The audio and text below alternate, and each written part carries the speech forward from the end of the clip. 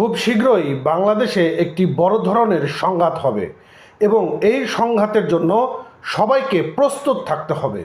বন্ধুরা, বাংলাদেশে আগামী দিনে বড় একটা সংঘাত হতে যাচ্ছে এমনটাই মন্তব্য করেছেন উপদেষ্টা মাহফুজুল আলম। কোন দৃষ্টিকোণ থেকে তিনি এমন কথাটি বললেন? বাংলাদেশে বড় একটি সংঘাত হওয়ার সম্ভাবনা রয়েছে এবং তার দৃষ্টিতে সবথেকে বড় যে সংঘাত লাগার সম্ভাবনা রয়েছে সেটি হচ্ছে ধর্মীয় দৃষ্টিকোণ থেকে। ধর্মীয় দৃষ্টিকোণ থেকে একটি বড় সংঘাতেরও বেশ আলামত নাকি তিনি দেখতে পাচ্ছেন এবং যে সকল রাজনৈতিক দলগুলো রয়েছে সেই সকল রাজনৈতিক দলগুলো নাকি মুখে আছে বড় সংঘাতের জন্য। তিনি কি বার্তা দিচ্ছেন? বাংলাদেশ আগামী দিনে একটি বড় সংঘাতের জন্য রূপ ধারণ করছেন। মাহফুজুল আলমের 5 মাস আগের একটি ফেসবুক পোস্ট ছিল, দেশ গৃহযুদ্ধের দিকে অগ্রসর হচ্ছে। কি এমন বার্তা মাহফুজুল আলমের কাছে আসা শুরু করলো যে বাংলাদেশ আগামী দিনে গৃহযুদ্ধ, বড় সংঘাত, ধর্মীয় যে দৃষ্টিকোণ সেই জায়গা থেকেও একটি সংঘাত। তার মানে সব কিছু মিলে যদি আমরা চিন্তা করি, দেশে একটি বড় ধরনের একটি সংঘাত তৈরি হতে যাচ্ছে।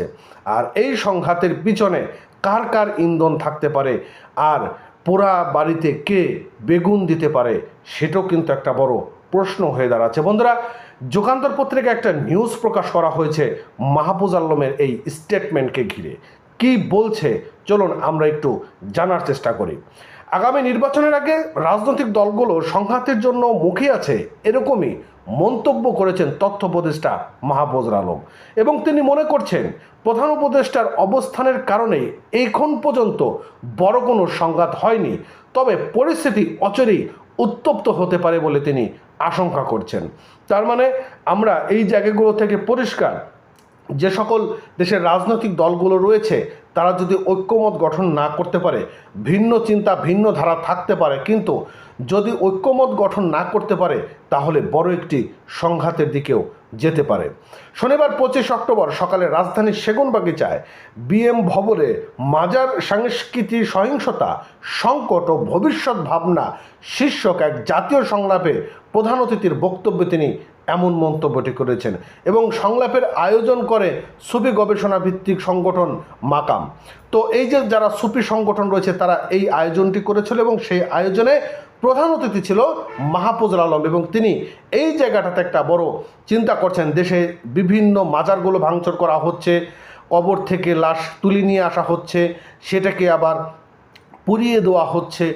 এই যে দেশের মধ্যে একটা বিশৃঙ্খলতা দেখা যাচ্ছে, এটি কিন্তু আগামী দিনে একটা বড় সংঘাতের দিকে রূপ ধারণ করতে পারে।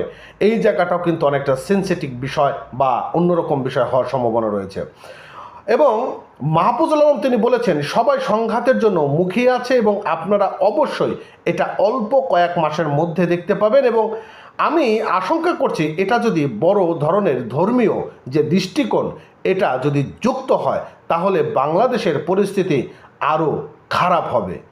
এই যে তিনি কয়েকটা বিষয়গুলো বলেছেন, এই বিষয়গুলো কিন্তু একদম উড়িয়ে দেওয়ার মতো নয়। আলোচনা থাকতে পারে, সমালোচনা থাকতে পারে। হ্যাঁ, মাহফুজুল আলমকে নিয়ে অনেক সমালোচনা রয়েছে, কিন্তু তিনি যে তার যে বাস্তবতার দৃষ্টিকোণ থেকে তিনি যেটা বলেছেন এটি কিন্তু অনেকটাই যুক্তিসঙ্গত সঙ্গে বলেছেন এবং একটি হওয়ারও কিন্তু বড় সম্ভাবনা রয়েছে। এবং ভালো থাকেন। নতুন হলে আমাদের চ্যানেলটি সাবস্ক্রাইব করে রাখবেন, আর যারা করেছেন অলরেডি ধন্যবাদ, আর লাইক কমেন্ট শেয়ার করে সঙ্গে থাকবেন। ধন্যবাদ।